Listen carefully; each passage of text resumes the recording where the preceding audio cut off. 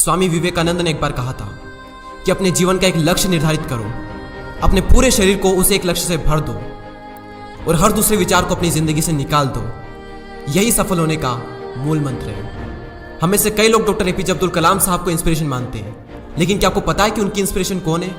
स्वामी विवेकानंद। और सिर्फ यही नहीं, बल्कि निकोला टेस्ला, सुभाष चंद्र बोस, लाल बहादुर शास्त्री और भी कई सारे ऐसे लीजेंड्स हैं जिनकी इंस्पिरेशन स्वामी विवेकानंद है। आज हम स्वामी जी के जीवन की 3 कहानियां डिस्कस करेंगे और जीवन की बहुत बड़ी सीख है इन तीनों कहानियों में। पहली कहानी, एक बार स्वामी जी को नदी पार करना था और वो नदी के पास में खड़े थे। तभी एक साधु ने आकर उनसे पूछा, क्या आप ही स्वामी विवेकानंद हो?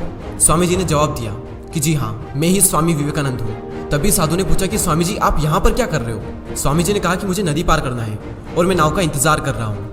तभी साधु ने कहा कि तुम इतने बड़े इंसान हो, कई सारे लोग तुम्हें अपनी प्रेरणा का स्रोत मानते हैं और तुम एक नदी पार नहीं कर सकते।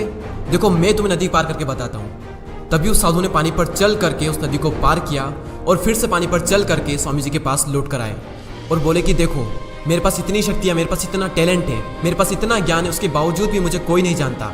और तुम्हारे पास कोई ज्ञान नहीं, कोई शक्तियाँ नहीं, उसके बावजूद भी तुम्हें सब जानते हैं। तभी स्वामी जी मुस्कुराए और साधु से पूछा कि तुम्हें यह विद्या सीखने में कितना टाइम लगा? साधु ने कहा कि 15 साल। इतने में स्वामी जी की नाव आ गई और स्वामी जी ने साधु को नाव में बैठाया और वहाँ से चल दिए। दोनों ने नाव में बैठकर नदी पार की और पार करने के बाद स्वामी जी ने अपनी जेब से 1 रुपया बाहर निकाला और उस नाव वाले को दे दिया। यानी कि दोनों के मिला के 50-50 पैसे यानी 1 रुपया उन्हें दे दिया। तभी स्वामी जी ने साधु से कहा कि जो काम तुम 50 पैसे में कर सकते थे, उसके लिए तुमने अपनी जिंदगी के 15 साल बर्बाद कर दिए। और अगर यही 15 साल तुम समाज की भलाई में लगाते तो आज तुम्हें भी पूरी दुनिया जानती। और मैंने यही किया, इसलिए मुझे पूरी दुनिया जानती है और तुम्हें कोई नहीं जानता।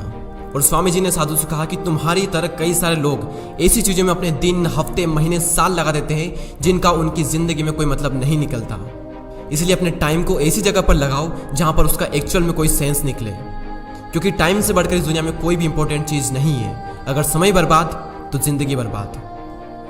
दूसरी कहानी, एक बार स्वामी जी एक ब्रिज पर चल रहे थे। तभी वहाँ पर कुछ बंदर उनके पीछे पड़ जाते हैं। कोई बंदर उन पर लपक रहा, कोई उनका प्रसाद छीनने की कोशिश कर रहा और स्वामी जी उन बंदरों से पीछे छुड़ाने के लिए वहाँ से भागने लगे। स्वामी जी भागे जा रहे थे और वो बंदर भी उनके पीछे पीछे भागने लगे। तभी एक आदमी ने स्वामी जी से कहा कि तुम डरो मत, इनका सामना करो। तुम जितना ज़्यादा इनसे डरोगे ये तुम्हें उतना ही ज़्यादा डराएंगे।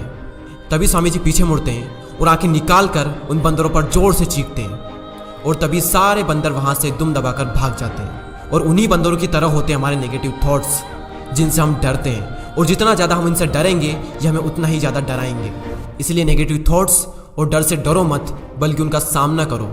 इनसे तुम जितना ज़्यादा डरोगे ये तुम्हें उतना ही ज़्यादा डराएंगे। और अगर तुम इनका सामना करते हो तो नेगेटिव थॉट्स और डर भी एक दिन तुमसे डर जाएगा।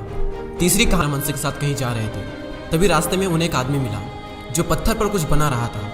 तभी रामकृष्ण परमहंस जी ने पूछा कि तुम इस पर क्या बना रहे हो? तभी उस व्यक्ति ने जवाब दिया कि मैं एक राजा की मूर्ति बना रहा हूँ। रामकृष्ण जी ने पूछा कि क्या उस राजा की तुम्हारे पास में कोई तस्वीर है? तभी उस मूर्तिकार ने कहा कि नहीं, मेरे पास उनकी कोई तस्वीर नहीं है। तभी रामकृष्ण जी बोले कि अगर तुम्हारे पास उनकी कोई तस्वीर नहीं है तो फिर तुम उनकी मूर्ति कैसे बना सकते हो? तभी उस मूर्तिकार ने जवाब दिया कि भले ही मेरे पास उनकी कोई तस्वीर नहीं है, लेकिन मेरे दिमाग में उनकी स्पष्ट तस्वीर छपी हुई है। और कुछ ही देर बाद उस मूर्तिकार ने राजा की सुंदर मूर्ति बनाई भी। और स्वामी जी ये सारा दृश्य अपनी आंखों से साफ देख रहे थे। और तभी उन्हें अपने कुछ सवालों का जवाब मिल गया कि अगर कोई भी इंसान अपनी जिंदगी में कुछ भी पाना चाहता है तो उस मुकाम की या फिर उस चीज़ की तस्वीर उसके माइंड में एकदम क्लियर होना चाहिए। तो दोस्तों, उम्मीद करता हूँ कि आपको ये तीनों कहानियाँ पसंद आई होगी।